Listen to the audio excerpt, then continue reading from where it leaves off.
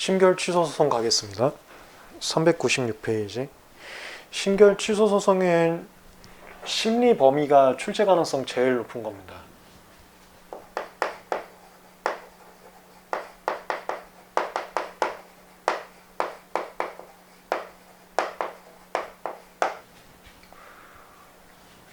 무제한설, 그 다음에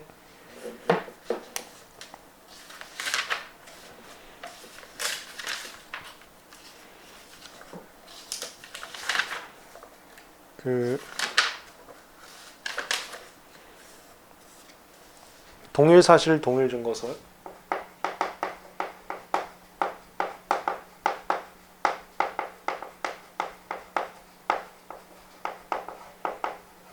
동일 법조설.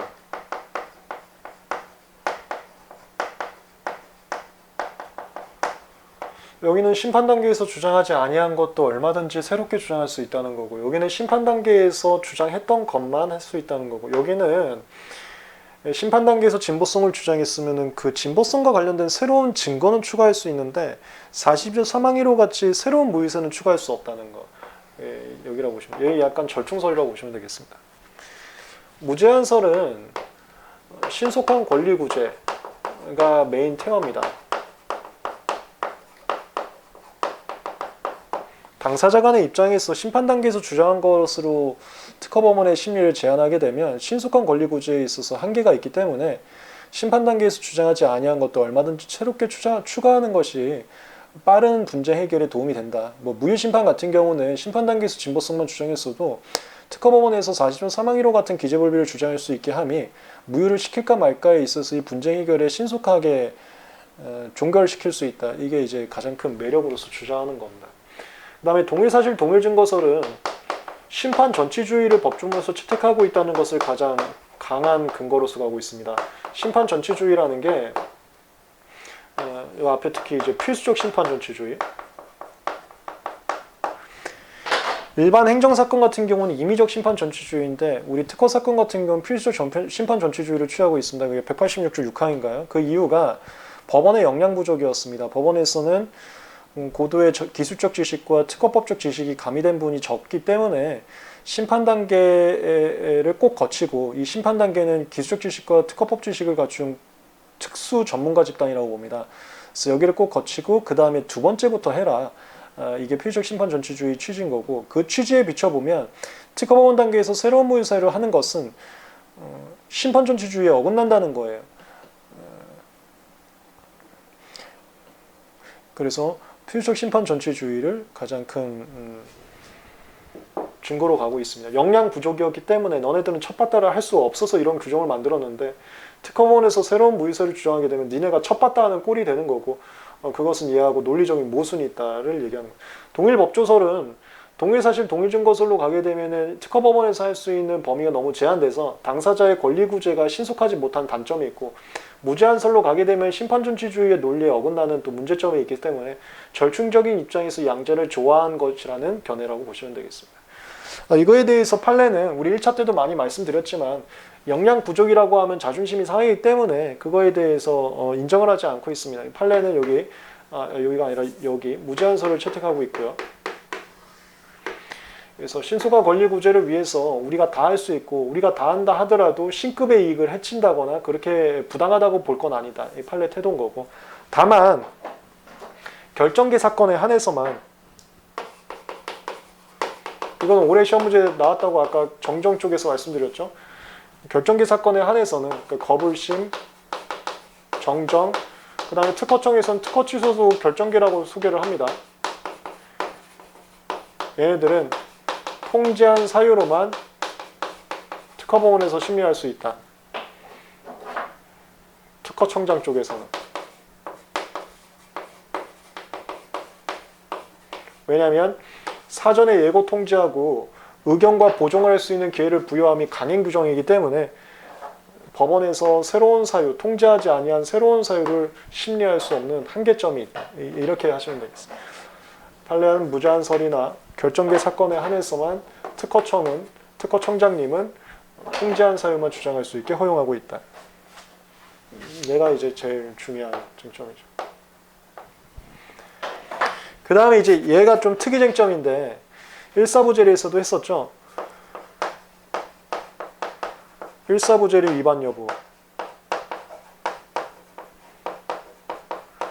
일사부재리 위반 여부가 쟁점인 사건에서는 이 무제한서를 채택할 수 없다.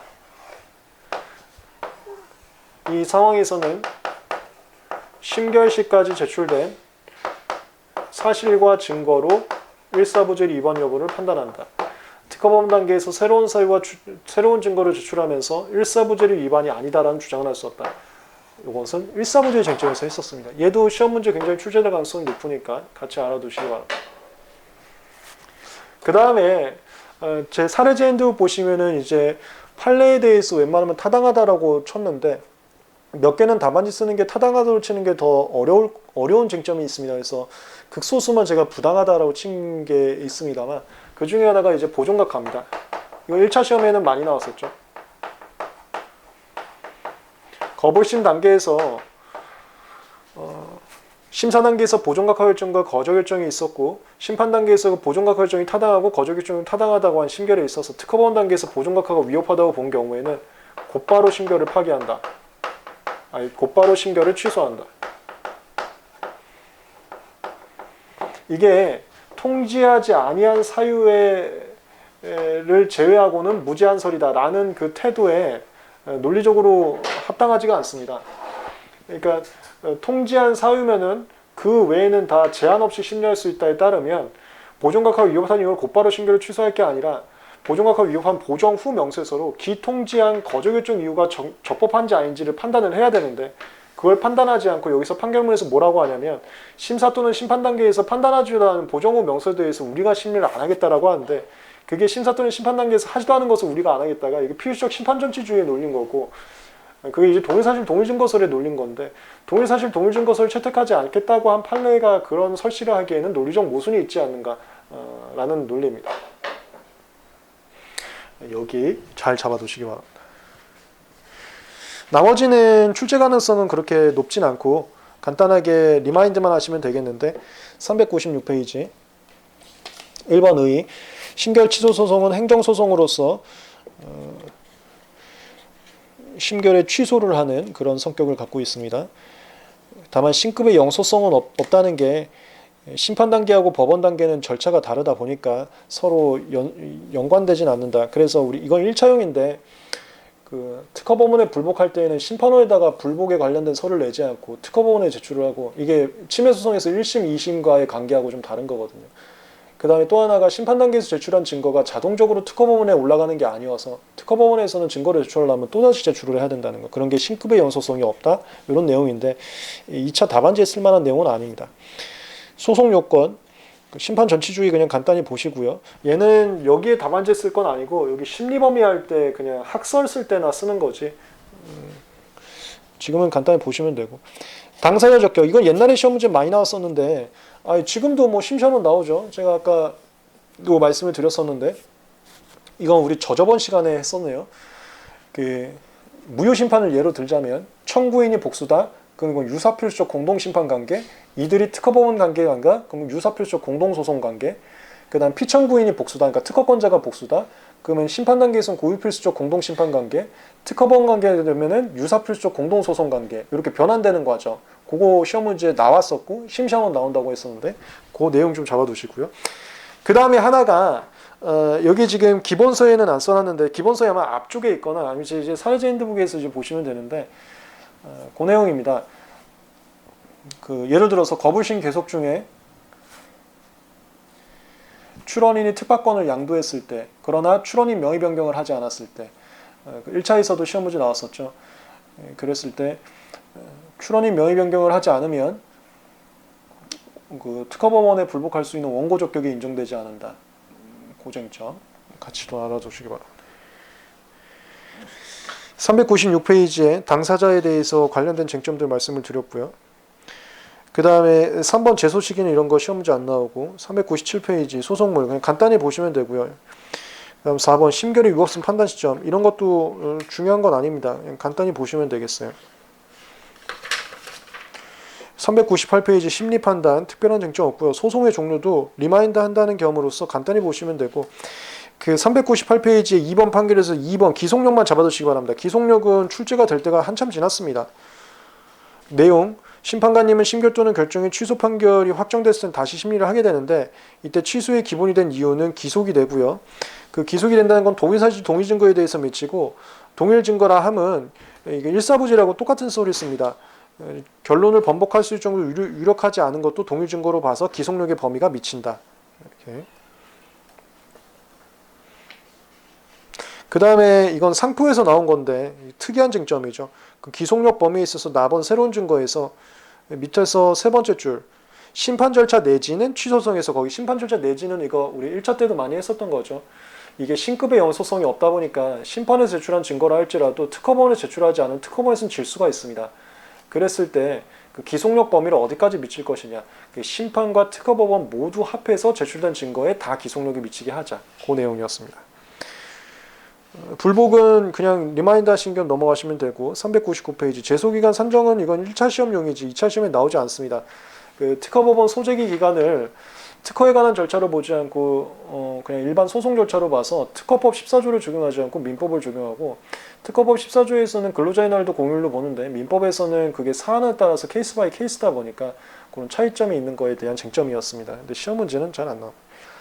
400페이지 소외얘기인데 이거는 제가 1차 때도 말씀드렸지만 1차나 2차나 시험 문제 나오기가 굉장히 어렵습니다.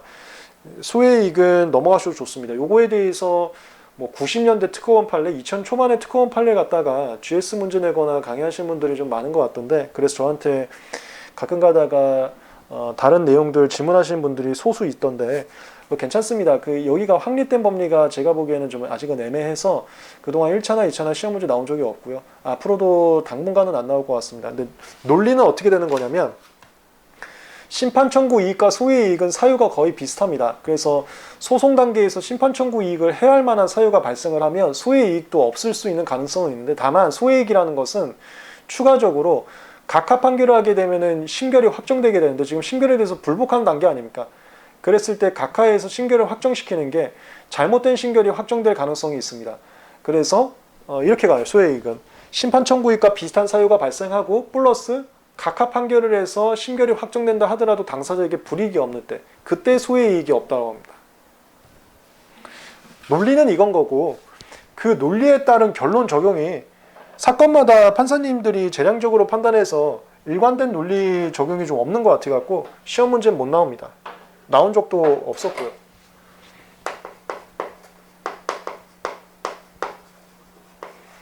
심판 청구 이익을 해야 하는 사유들이 있을 겁니다. 그래서 X사유라는 게 심판 청구 이익이 없다고 보면 소송 계속 중에 X사유가 발생한 것도 우리가 소외이익이 없다고 볼 수 있는데 이 사유가 발생한 것만으로 곧바로 소외이익이 없다고 하진 않고 플러스 심결 또는 결정이 확정되더라도 당사자에게 불이익이 없는지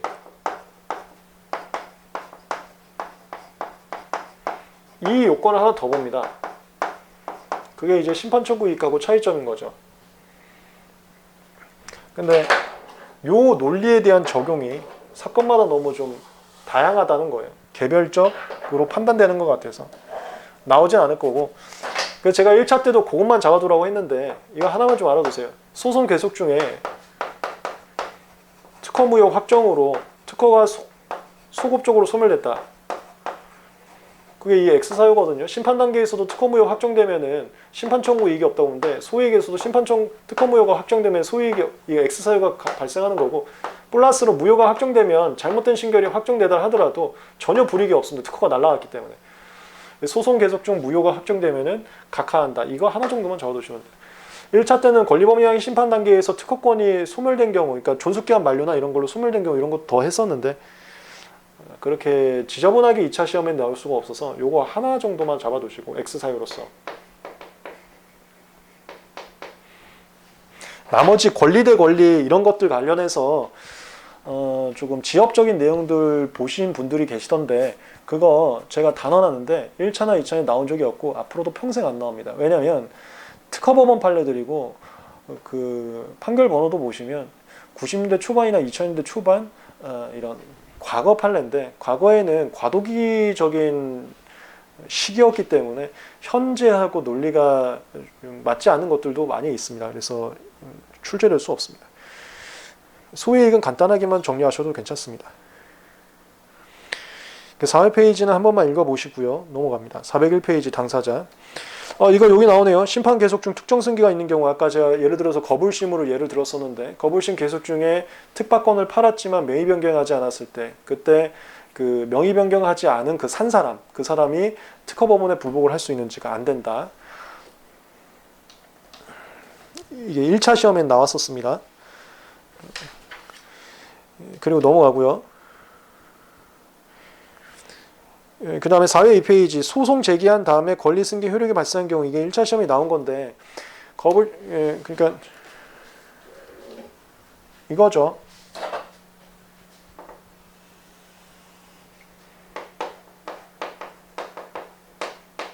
거불심 청구하고 이때 청구인은 갑이었고 그 다음에 권리자, 그러니까 특파권자죠. 이게 출원인입니다. 이것도 갑이었는데 갑이 을한테 팔았습니다. 팔았지만 을로 명의 변경을 하지 않았어요. 명의 변경하지 않으면 여전히 갑이고 권리자도 갑입니다.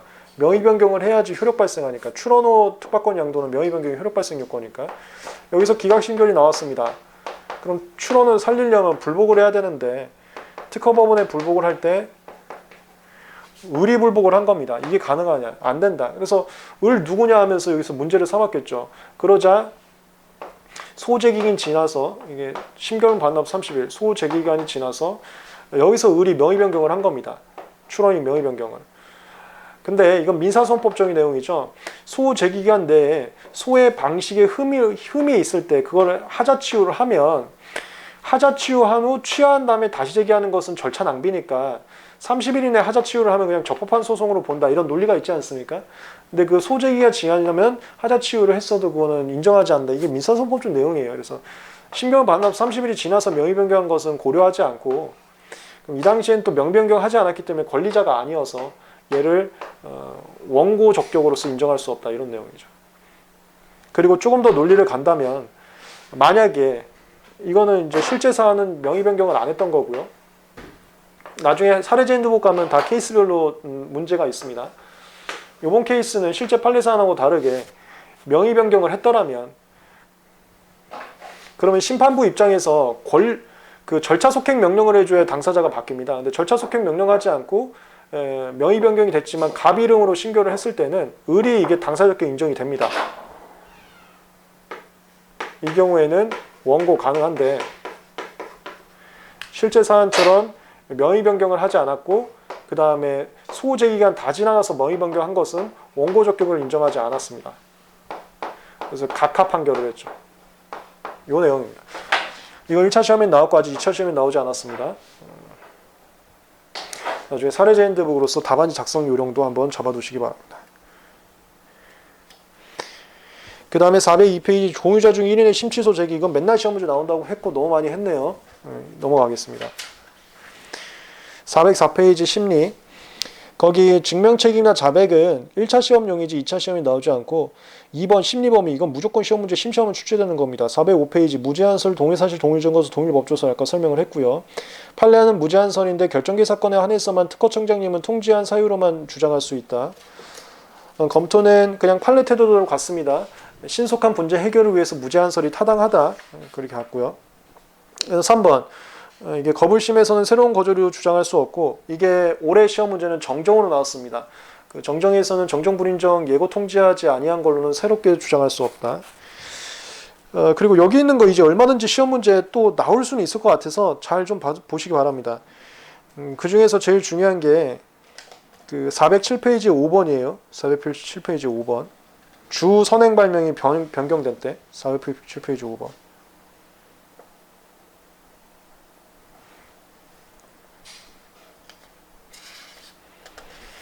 요것만 잠깐 좀 보면,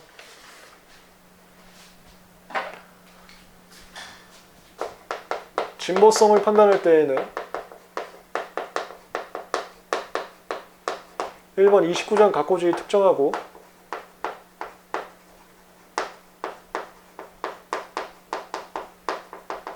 2번 청구항 특정한 다음에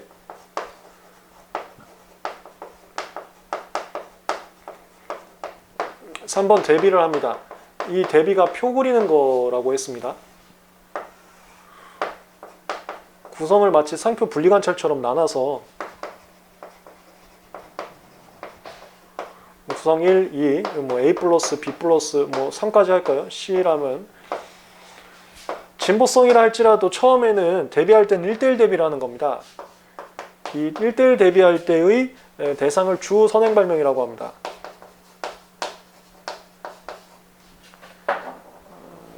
얘가 A 플러스 B라고 했을 때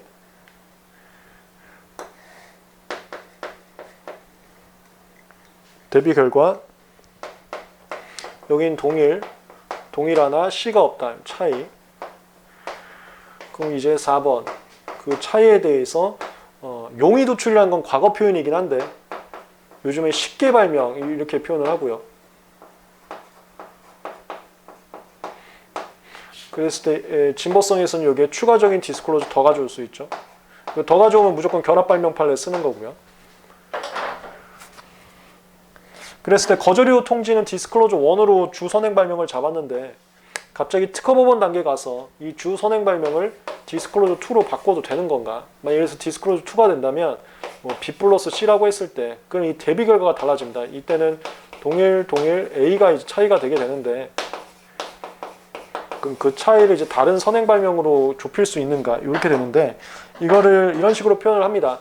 이 대비 결과가 차이가 있으면 출원의 입장에서 의견서를 낼지 보정서를 낼지 대응 방향이 달라질 수 있어서 이것은 반드시 하나하나 통지를 해야 된다. 즉 주 선행 발명 변경도 새로운 거절이라고 볼 수 있기 때문에 이것은 특허법원 단계에서 특허청장님은 새롭게 주장할 수 없다. 이거 저 2차 시험 아직 안 나왔습니다.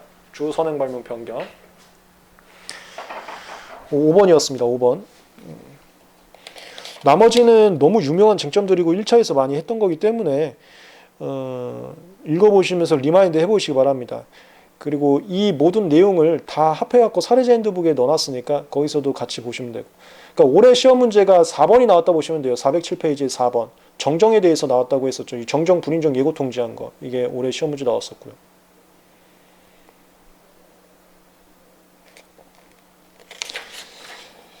그 다음에 408페이지. 보존각하에 대해서는 아까 했네요. 보존각하가 위협하면 곧바로 심결을 취소한다. 보시면 되겠습니다. 여기까지 특허법원까지 했습니다. 필기 한번 하고 마지막 PCT에서 중요 쟁점 정리 좀 해드리겠습니다. 그리고 PCT가 이제 시험 문제가 나올 때가 됐습니다. 생단문으로 준비하시면은 굉장히 수월하게 접근을 하실 수가 있어서 나중에 실전 JS나 기출 JS 가시면은 제가 생단문으로 문제 연습도 해놨습니다. 그 답안지도 꼭 같이 숙지를 해보시면은 자신감이 굉장히 생길 겁니다. 필기 한번 하고 PCT 정리해드리겠습니다.